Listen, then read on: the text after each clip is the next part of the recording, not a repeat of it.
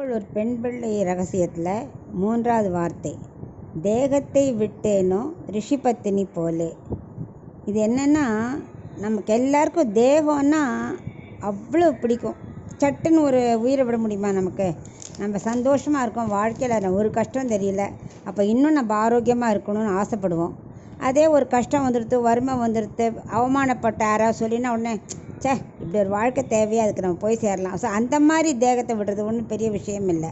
அது இல்லை, நல்ல ஆரோக்கியமாக இருக்கிற அந்த ஒரு ரிஷி பத்தினி தேகத்தை விட்டாலே, அந்த மாதிரி நான் விட்டேன்னா நான் எதுக்கு இங்கே இருக்கணும் அப்படிங்கிற மாதிரி அந்த பொண்ணு திருக்கோளூர் பெண் பிள்ளை ராமானுஜர்கிட்ட சொல்கிறா. அது என்ன கதைன்னா, அது எதை பற்றினா, பாகவதத்தில் ஒரு நல்ல ஒரு இடம் வருது. அதில் தான் சொல்கிறா, தேகத்தை விட்டேனோ ரிஷி பத்தினி போலேங்கிறதுக்கு ஒரு நல்ல உதாரணம் வருது. எப்படின்னா, கண்ணன் குட்டி குழந்தைய அவதரித்தார் இல்லையா, அவர் ஒரு அவதாரம்.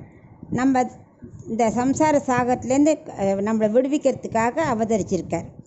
அவர் என்ன பண்ணார், அவர் ஒரு அழகுன்னா நீலமேக ஷியாமலன். அவர் எப்போ குழந்தைகளோட கோபிமார்களோட விளையாடுறது, ஆடி பாடுறது, எல்லாம் பசு மாடுலேருந்து எல்லாத்துக்கும் கண்ணுக்குட்டி எல்லாத்துக்கும் கண்ணன்னா உயிர். ஸோ இந்த பற்றி நியூஸ் அங்கே இருக்கிற ரிஷிகள் இல்லை பால் தயிர் விற்க போகிறவா அவளால் அப்படியே பக்கத்து கிராமத்தில் அப்படியே பார்த்தியோ, இந்த கண்ணனோட அழகு பார்த்தியா, என்னம்மா விளையாடுற பார்த்தியா, என்னம்மா இருக்குது பார்த்தியா, அது மாதிரி புகழ அந்த ஒரு கிராமத்தில் ரிஷி பத்தினிகள் இருக்கா. அவளுக்கு மனசுக்குள்ளே ஒரு ஏக்கம் வந்துடுது. ஐயோ, நம்மளும் ஒரு நாள் அதை பார்க்க கிடைக்குமா, அந்த கிருஷ்ணனை பார்ப்போமா, அவதார புருஷனாச்சே, அவனை பார்க்க நமக்கு பாக்கியம் கிடைக்குமா அப்படின்னு அவள் ஏங்க ஆரம்பிச்சுடுறா. இந்த யஜ்யம் பண்ணுற ரிஷிகள்லாம் என்ன பண்ணுறா, அவளும் இந்த மாதிரி உபன்யாசம் மாதிரி அப்போ இல்லாமல் அவளும் இப்படி கதையெல்லாம் சொல்லுவாள். யஜ்யம் யாகம் பண்ணும்போது நல்லதெல்லாம் விஷயத்தெல்லாம் சொல்லுவாள். அதில் அந்த ரிஷி பத்திகள்லாம் கேட்டுகிட்டே இருப்பாள். ஸோ இது மாதிரி நல்ல விஷயம் கேட்க ஒரு நாள் என்ன பண்ணால், ஒரு ரிஷி சொன்னார், நம்ம யமுனா நதி கரையில் போய் யஜ்யம் பண்ணால் என்ன அப்படின்னு ஒருத்தர் சொல்கிறார். ஓகே, இது நல்ல ஐடியாவாக இருக்கேன்னு ரிஷிகள் ரெடி பண்ணுறா. பத்தினிகளுக்கு ஒரே குஷி, ஆஹா நம்ம அங்கே போனால் ஒரு வேளை கண்ணனை பார்க்க கிடைக்குமோ என்னவோ பாக்கியம் அப்படின்னு அவளுக்கு அதே தான் நினப்பு. எல்லோரும் கிளம்பி யமுனைக்கு வரா. யமுனைக்கு யஜ்யம் நடந்துட்டுருக்கு. அதுக்குள்ளே இந்த கண்ணன் என்ன பண்ணால், கண்ணனுக்கு தெரியுமே, அவருக்கு தெரியாது உண்டா. ஸோ ரிஷி பத்தினிகள் இவ்வளவு ஏங்கரா, சரி நம்ம அவளுக்கு அனுகிரகம் பண்ணணும்னு கண்ணனும் முடிவு பண்ணிட்டார். அன்றைக்கி அவர் என்ன பண்ணார், கோபியர்மார்களெல்லாம் கூட்டுண்டு யமுனா நதிக்கு வந்தா. அவள் எடுத்துகிட்டு வந்த சாப்பாடெல்லாம் முதல்ல சாப்பிட்டாச்சு, விளையாடிச்சு. குழந்தைகள் தானே விளையாடிகிட்டே இருக்குது. மத்தியானம் எடுத்து மறுபடியும் பசிக்க ஆரம்பிச்சிடுது, எதுவுமே இல்லை. அப்போ இந்த குழந்தைகள்லாம் கேட்குறது கண்ணா, அவளுக்கு எல்லாமே கண்ணன் தான், எதை எடுத்தாலும் கண்ணா கண்ணா. அந்த கோபிமார்களுக்கு தெரிஞ்சிட, கோபியர்கள் எல்லாருக்கும் தெரிஞ்ச ஒரே விஷயம் கண்ணா கண்ணா கண்ணா தான். கண்ணா, எனக்கு ரொம்ப பசிக்கிறது, இப்போ என்ன பண்ணலாம், எங்கே காய்கனி கிடைக்கும், இந்த இடம் ரொம்ப புதுசாக இருக்குது, எனக்கு ரொம்ப தெரியாது எங்களுக்கு அப்படின்னு அவள்லாம் சொல்கிறேன். ஏன் கவலைப்படுற, உனக்கு எதுக்கு காய்கனி, பாரு இந்த இதில் தள்ளி போய் பாரு, இந்த யமுனா நதி கரையில் போ, அங்கே ஒரு இடத்துல பெரிய யஜ்யம் நடக்கிறது, அங்கே ரிஷிகள்லாம் பண்ணின்னு இருக்கா, விதமாக அந்த ரிஷி பத்தினிகள் சமைச்சுன்னு இருக்கா.